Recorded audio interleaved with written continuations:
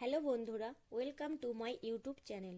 আজকে যে সিনেমার এক্সপ্লেন করব তার নাম দ্য লায়ন কিং। সিনেমাটি মুক্তি পায় 2019 সালে, যার IMDb রেটিং 6.8। দেরি না করে চলো এগোনো যাক সিনেমার গল্পের দিকে। আফ্রিকার প্রাইডস নামক এক জঙ্গলে সব ধরনের পশু পাখিরা সুন্দরভাবে জীবনযাপন করত এবং সেই জঙ্গলে এক রাজা ছিল যে এই রাজ্যটিকে পরিচালনা করত। কিন্তু অন্য একজনের ইচ্ছে ছিল তাকে মেরে ফেলার, এবং সে মেরেও ফেলে। কেন সে রাজাকে মেরে ফেলল, যে মেরে ফেলে সে বা কে ছিল, মেরে ফেলার পর কি হলো বা কি হবে সেই জঙ্গলের, জানা যাবে এই গল্পের মাধ্যমে। সিনেমার শুরুতেই দেখানো হয় সেই জঙ্গলে সব প্রাণীরা খুশিতে ছুটে যাচ্ছে এক অনুষ্ঠানে। অনুষ্ঠানটা ছিল তাদের রাজা মুফাসার ছেলে সিম্বার। সেখানে রাফিকি নামক এক বাদর আসে এবং তাদের ভবিষ্যৎ রাজা সিম্বাকে দুই হাত তুলে সব পশু প্রাণীদের দেখানো হয়। এই অনুষ্ঠানে মুফাসার ভাই উপস্থিত না থাকায় মুফাসা তার ভাই স্কারকে জিজ্ঞেস করে কেন সেই অনুষ্ঠানে উপস্থিত ছিল না। এর উত্তরে স্কার বলে, অনুষ্ঠানটা আজকে ছিল, আমার মনে ছিল না। এই বলে সেখান থেকে সে চলে যায়। পরের দিন সকালে মুফাসা তার ছেলে সম্পূর্ণ সাম্রাজ্য দেখাতে দেখাতে বলে, সব রাজাদের সময় শেষ হয়ে যায়, তাই তুমি ভবিষ্যতে এই সাম্রাজ্যের রাজা হবে আর এই সবকিছু তোমার হবে। তার সঙ্গে এও শিক্ষা দেয় যে একজন সত্যিকারের রাজা হলো সেই যে তার সাম্রাজ্যের লোকদের সে কি দিতে পারবে, নাকি তাদের কাছ থেকে নিতে পারবে। সিম্বা সব জায়গায় ঘুরে যাওয়ার অনুমতি দিলেও কালীঘাট যেতে বারণ করে। এরপর সিম্বা তার চাচুকে গিয়ে বলে তার বাবা তাকে পুরো সাম্রাজ্য দেখিয়েছেন। তখন স্কার কালীঘাট দেখিয়েছেন কিনা জানতে চায়। এই কথা শুনে সিম্বা না বলে। তেমনই স্কার বুদ্ধি করে কালীঘাট সম্পর্কে কিছু কথা বলে, তার মনের মধ্যে কৌতূহল তুলে দেয়। এরপরে সিম্বা আর নালা ঘুরতে বেরিয়ে যায়। তাদের সঙ্গে জাজু নামক একটি পাখিও যায়, যে ছিল একজন সংবাদদাতা। সিম্বা এবং নালা পরিকল্পনা করে কালীঘাটে যাবে, তাই তারা জাজুকে ফাঁকি দিয়ে কালীঘাটে চলে যায়। সেখানে হায়নারা তাদের মেরে ফেলে এবং তাদেরকে হত্যা করবে বলে তাদের উপর ঝাঁপিয়ে পড়ে। সিম্বা এবং নালা প্রাণ বাঁচাতে এদিক ওদিক ছুটতে থাকে। এক সময়ে তাদেরকে হায়নারা চারিদিক থেকে ঘিরে ফেলে। সেই সময় মুফাসা চলে আসে এবং তাদেরকে হায়নাদের হাত থেকে বাঁচিয়ে নেয়। মুফাসা রাগান্বিত হয়ে কোনো কথা না বলে তাদেরকে নিয়ে চলে যায়। নালাকে ঘরে পাঠিয়ে সিম্বাকে কিছুক্ষণ বকাবকি করে, হাসি মজা করতে লাগে। অন্যদিকে স্কার হায়নাদের বলে, তোমাদের জন্য দুটা শিকার পাঠিয়েছিলাম, তোমরা তাদেরকে মারতে পারলে না। এরপর স্কার হায়নাদের বলে, আমি রাজা হলে তোমাদের আনলিমিটেড শিকার করতে দিব। এই কথা শুনে হায়নারা ও স্কার মিলে মুফাসাকে হত্যা করার পরিকল্পনা করে। এরপরে স্কার সিম্বাকে এক ফাঁকা জায়গায় নিয়ে যায় এবং রেগে চলে যায়। এরই মধ্যে একদল প্রাণী সিম্বার দিকে ছুটে আসতে থাকে। অন্যদিকে স্কার সিম্বার এই বিপদের কথা মুফাসাকে গিয়ে বলে। এই কথা শুনে মুফাসা সিম্বার কাছে ছুটে আসে এবং মুফাসা নিচে নেমে সিম্বাকে বাঁচিয়ে নেয়। কিন্তু মুফাসা প্রাণীদের পদতলে পড়ে যায়।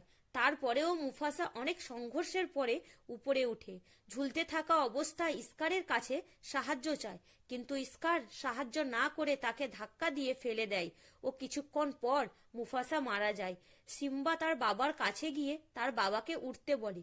সেই সময় স্কার সিম্বার কাছে আসে এবং তাকে বলে তার কারণেই তার বাবা মারা গিয়েছে এবং সে কি করে গৌরব ভূমিতে এই মুখ নিয়ে যাবে। এই কথা শুনে সিম্বা তার চাচুকে জিজ্ঞেস করে সে এখন কি করবে। তখন স্কার বলে তাকে এই গৌরব ভূমি ছেড়ে দূরে অন্য কোথাও চলে যেতে। সিম্বা যখন যাচ্ছিল, স্কার হায়নাদের সিম্বাকে মেরে ফেলতে বলে, কিন্তু সিম্বা হায়নাদের হাত থেকে বেঁচে যায়। পরে স্কার গুহায় ফিরে যায়। সিম্বার মা ও অন্যান্য সিংহদের স্কার বলে মুফাসা ও সিম্বা দুজনেই মারা গিয়েছে, তাই এই সময় থেকে গৌরব ভূমির রাজা আমি। অন্যদিকে সিম্বা একাই মরুভূমিতে হাঁটতে হাঁটতে ক্লান্ত হয়ে শুয়ে পড়ে। সেই সময় অনেকগুলি শকুনি ঘিরে ফেলে খাওয়ার জন্য। তখনই পুম্বা ও টিম্বা এসে শকুনির হাত থেকে সিম্বাকে বাঁচিয়ে নেয়। পুম্বা হলো একটি শুকুর ও টিম্বা হলো একটি নকুল। এরপরে তারা সিম্বাকে তারা নিজের ঘরে নিয়ে যায়, কিন্তু পুম্বা ও টিম্বা একটি শর্ত দেয়, সেটা হলো এখানে থাকতে হলে অন্য কোনো প্রাণীকে শিকার করা যাবে না। থাকতে হলে এই পোকামাকড় খেয়ে থাকতে হবে। তাতে সিম্বা কোনো পথ না পেয়ে রাজি হয়ে যায় এবং সেখানে সুন্দরভাবে জীবনযাপন করতে থাকে। অন্যদিকে গৌরবভূমি নাজেহাল অবস্থা দেখে নালা রানীকে বলে, আমাদের কিছু করতে হবে, না হলে আমাদের সবাইকে গৌরবভূমি ছেড়ে অন্য কোথাও যেতে হবে।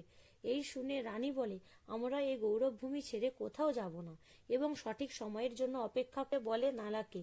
ঠিক তেমনি ইস্কার রানীকে ডাকে এবং বলে, তুমি আমার রানী হয়ে যায়, কেননা তুমি আমার রানী না হলে অন্য সিংহরা আমাকে সম্মান দেবে না বা কখনো সম্মান করবে না। কিন্তু এই প্রস্তাব শুনে রানী প্রত্যাখ্যান করে দেয়। তাই ইস্কার রেগে বলে, এতদিন শিকার করা পশু আমি খাবার পরে তোমরা খেতে, এখন থেকে আমি খাবার পরে হায়নারা খাবে, আর অবশিষ্ট থাকা খাবার তোমরা পাবে। সেই রাতে নালা অনেক বাধা বিপত্তি ও ইস্কারকে ফাঁকি দিয়ে গৌরবভূমি ছেড়ে দূরে কোথাও চলে যায় অন্য কারোর কাছে সাহায্য চাইতে। পরদিন সকালে পুম্বা ও টিম্বা মনের সুখে গান করছিল। তখনই নালা আসে এবং তাদের উপর আক্রমণ করে। পুম্বা প্রাণের ভয়ে ছুটতে থাকে। তখনই সামনে সিম্বা আসে আর নালার উপর ঝাঁপিয়ে পড়ে। তাদের দুজনের কিছুক্ষণ লড়াই চলার পর একে অপরকে চিনতে পারে এবং তারা খুব খুশি হয়। নালা সিম্বাকে গৌরব ভূমিতে ফিরে যাওয়ার কথা বলে, কিন্তু সিম্বা না বলে দেয়। এরপর সিম্বা নালাকে নিয়ে তার জঙ্গলটা পুরোটা ঘুরিয়ে দেখায়। ঘোরা শেষ হলে নালা গৌরব ভূমির দিকে রওনা দেয়। তারপর সেদিন রাতে রাফিকি সিম্বার সাথে দেখা করতে আসে, কিন্তু সিম্বা রাফিকিকে চিনতে পারে না। তখন রাফিকি বলে, আমি তোমাকে কোলে করে বড় করেছি, তোমার বাবা এখনো বেঁচে আছে। এই বলে রাফিকি সিম্বাকে নদীর ধারে নিয়ে যায় এবং নদীতে তারই প্রতিছবি দেখিয়ে বলে, তোমার বাবার আত্মা তোমার মধ্যে বেঁচে আছে। সিম্বা তখনই আকাশের দিকে তাকিয়ে তার বাবাকে অনুভব করছে। রাফিকি সিম্বাকে বলে, তাকে গৌরব ভূমিতে আবার ফিরে যাওয়া উচিত। এরপরে সিম্বা গৌরব ভূমির উদ্দেশ্যে রওনা হয় এবং তার নালার সঙ্গে রাস্তায় দেখা হয়। দুজনেই তখন গৌরব ভূমির দিকে ছুটতে থাকে, আর তারা গৌরব ভূমি পৌঁছে দেখে গৌরব ভূমি আর আগের মতো নেই। চারিদিকে পশুদের হাড় পড়ে রয়েছে। তখনই সেখানে জাজু চলে আসে এবং সিম্বাকে দেখে খুব খুশি হয়। অন্যদিকে ইস্কার আবার রানীকে বিয়ের প্রস্তাব দেয়, কিন্তু রানী রাজি না হওয়ায় ইস্কার রানীর সঙ্গে লড়াই শুরু করে। তখনই সেখানে সিম্বা আসে এবং তার মায়ের কাছ থেকে ইস্কারকে দূরে থাকতে বলে। ইস্কার সিম্বাকে বলে, তোমার বাবা তোমার কারণে মারা গিয়েছে, এই কথা সবাইকে বলেছ? এই কথা শুনে সিম্বা মাথা নিচু করে নেয় এবং সিম্বা বলে, এই কথা সত্য। তখন ইস্কার সিম্বার দিকে এগিয়ে যেতে থাকে এবং সিম্বা পিছুতে পাহাড়ের ধারে ঝুলতে থাকে।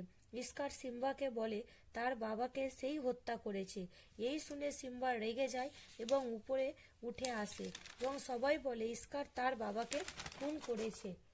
এরপরে দুই দলের মধ্যে লড়াই শুরু হয়। কিছুক্ষণ লড়াই চলবার পর ইস্কার দেখে তার দল হেরে যাচ্ছে।